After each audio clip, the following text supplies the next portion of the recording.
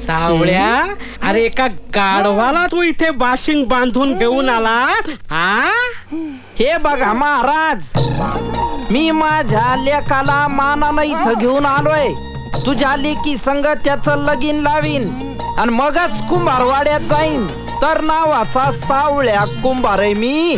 अरे ए गाढवाला मुलगी द्यायला मी काय मूर्ख नाही. अरे तू मूर्ख नाही रे, तू तर महामूर्ख आहे. सध्या काढ तो कागद आणि या शतमूर्खानं काय लिहिलंय ते वाच. ह्याच्यात बघा काय लिहिलंय.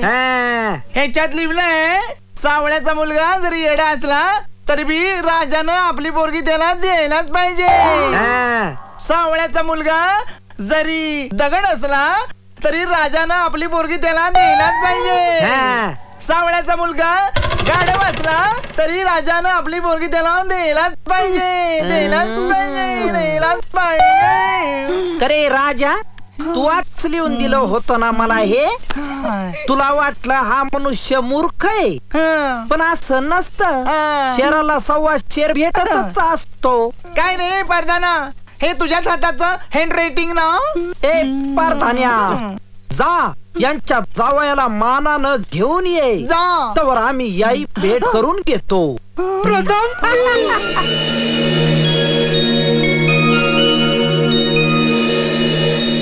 बेटा राजकुमार, प्रणाम.